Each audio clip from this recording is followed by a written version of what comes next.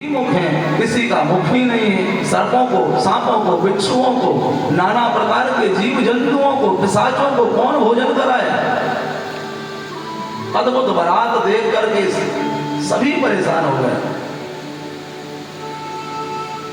संतों ने भाव दिया। संतों का कहना है, भगवान महादेव ने कहा, भगवान महादेव कहते हैं, प्रार्थना किए, प्रभु आपने लीला क्यों रची? इस लीला के विषय में संदर्भ में थोड़ा हम जानना चाहते हैं। ये लीला दिखाने की क्या जरूरत थी? भगवान महादेव कहते हैं, भगवान श्री प्रभु, मेरे प्रभु श्री राम जी सरकार का, मेरे प्रभु का जब जन्म हुआ और जन्म में भगवान प्रभु श्री राघवेंद्र सरकार ने लीला की। भगवान चार भुजाओं के रूप में अवतरित हुए। भगवान चार भुजाएं और भगवान के इस प्रकार से लीला करने का भगवान श्री प्रभु श्री राम जी सरकार को मौका मिल गया। भगवान श्री राम जी ने लीला की, माता डर गई।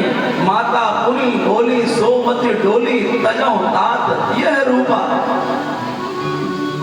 इस रूप को त्याग दीजिए। माता डर जाती हैं। सुनि बचन सुजाना, रोदन ठाना, हुए बालक सुरभूपा। भगवान महादेव कहते हैं, मेरे प्रभु ने लीला की थी। कृष्ण अवतार में मेरे श्री कृष्ण ने बाल लीलाएं की। कृष्ण ने भी अद्भुत लीलाएं की, परंतु मेरे तो ना माँ है ना बाप है, मेरे यहाँ कोई नहीं है। जैसे ही मैंने सोचा मेरी माँ सामने है, सामने दर्शन करने के लिए आई है, इसलिए भगवान महादेव कहते हैं, मैंने विचार किया कुछ लीलार्थ माँ को दर्शन करा दें। नहीं तो भगवान महादेव तो कर्पूर गौरम करुणा अवतारम संसार सारम, केवल भगवान ने लीला केवल दिखाने के लिए कि मैंने तो माँ देखी नहीं है, और यदि माँ मेरे सामने आई है तो मैं भी कुछ लीला कर लूं। भगवान ऋषियों का कथन है, ऋषियों का कहना है, संतों का विचार है कि भगवान ने श्रेय लीला रची। अद्भुत बारात भगवान महादेव की, मुंडों की माला धारण किए, सर्पों का यज्ञोपवीत पहने हुए बारात का स्वागत हुआ। बारात भगवान ने जो दर्शन कराए, बारात का स्वागत हुआ।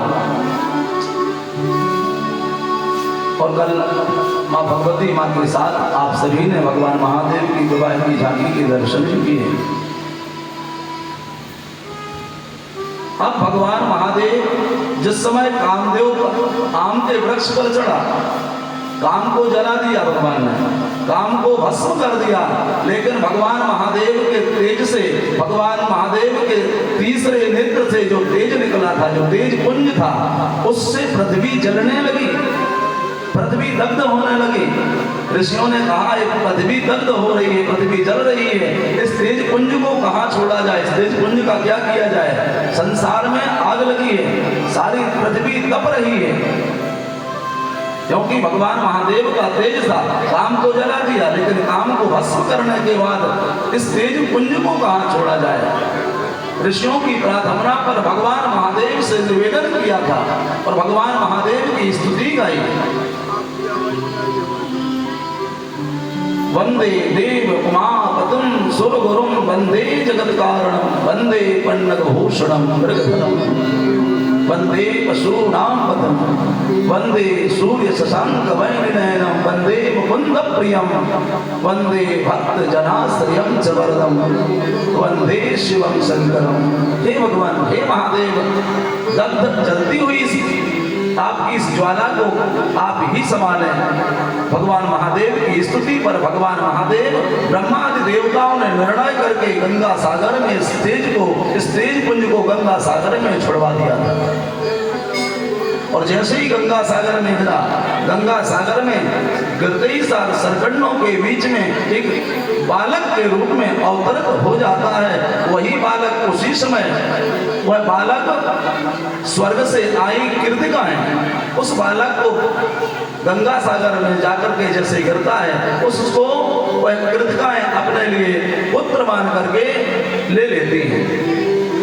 कृतिकाएं स्वर्ग से आई थी, कृतिकाएं 6 थी, और 6 कृतिकाओं ने लालन पालन करने के लिए भगवान महादेव की ही कृपा से उस बालक को ले जा करके स्वर्ग में ले गई और स्वर्ग में 6 मोह बनवा लिए, अपने अपने 6 मोह बना लिए, क्योंकि कृतिकाएं 6 थी, लाड प्यार सबको करना है, एक बच्चा है और 6 कृतिकाएं 6 माँ है।